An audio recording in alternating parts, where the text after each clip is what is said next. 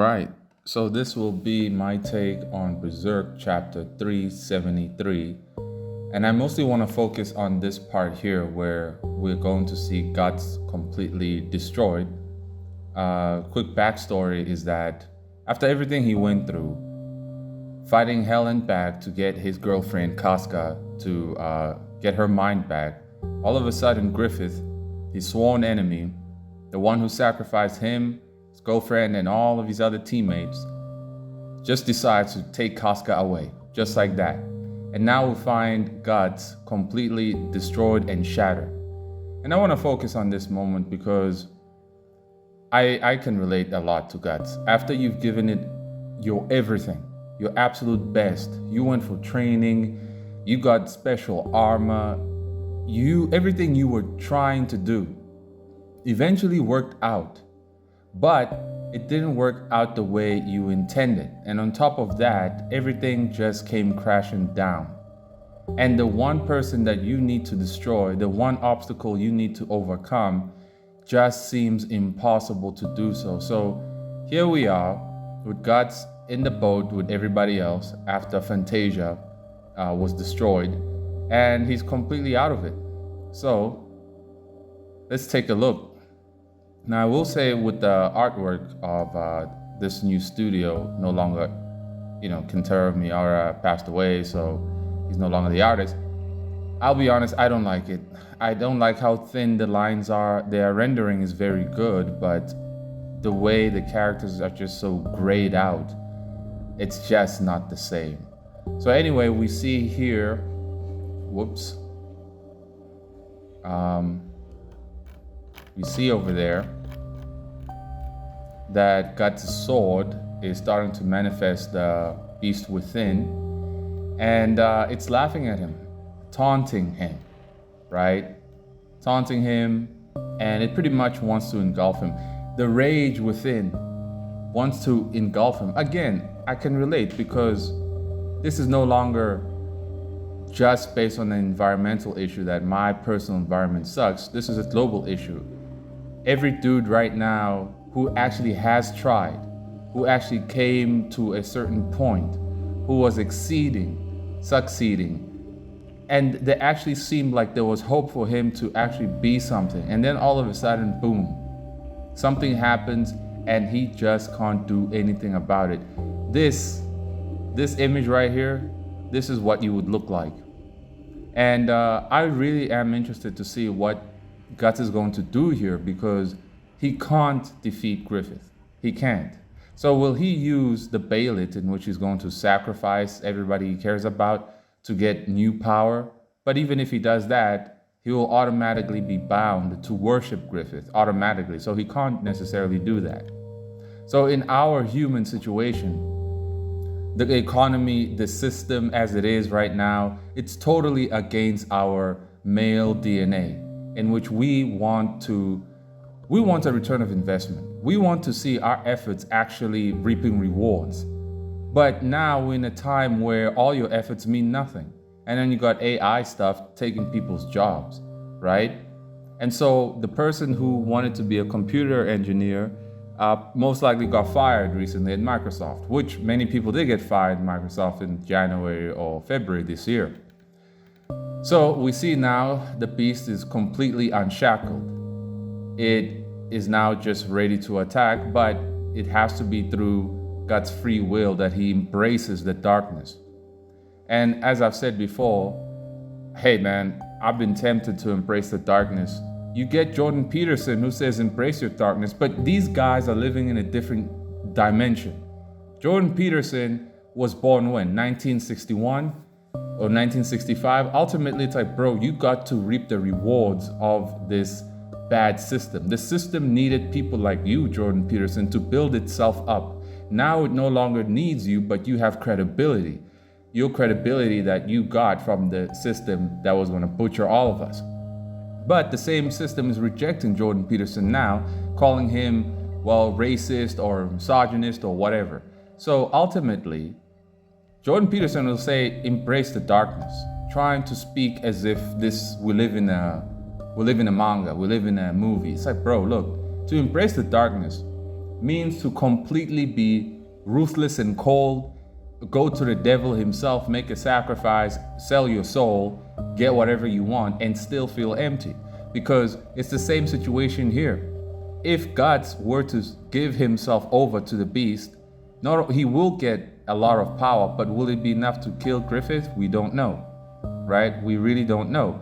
And so, in doing so, he will lose himself and not feel any joy after killing, even if it's possible. He won't have the joy and elation of killing him because he will be completely taken over by this darkness. So notice what it says here. You want it, don't you?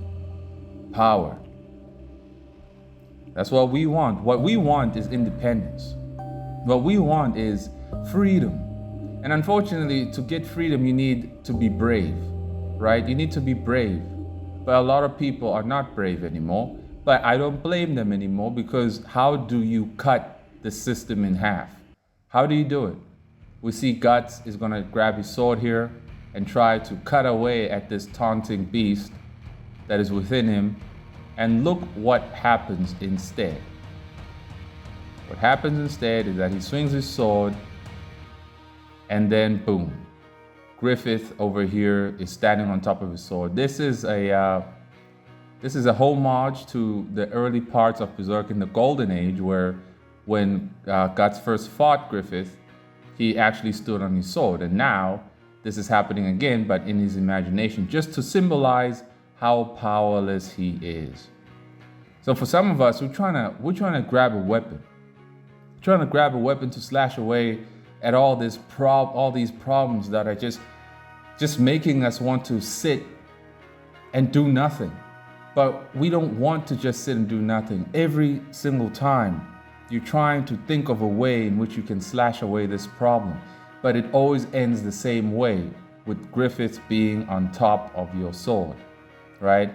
And then the response to this, of course, is shock and Griffith's taunting eyes, and you feel sick to your stomach as Guts here, and you vomit.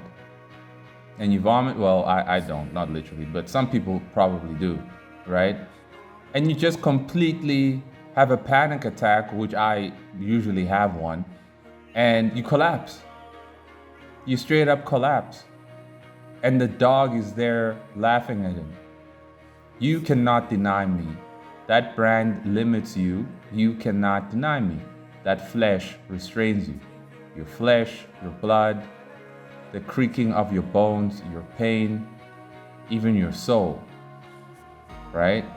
Yield them to me, you're all. If you do, ha ha ha, well, we know what it means basically. If you do, I'll give you power. And then boom, the Kushan's enemies raid the boat, and all hell's breaking loose.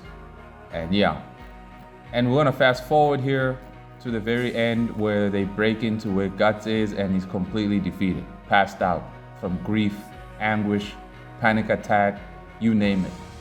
And this is the image of the modern man. This is the image right here. Some of us were able to become like Guts. We were able to beef up, power up, slash away. We were in the transitioning phase where we were going to be something.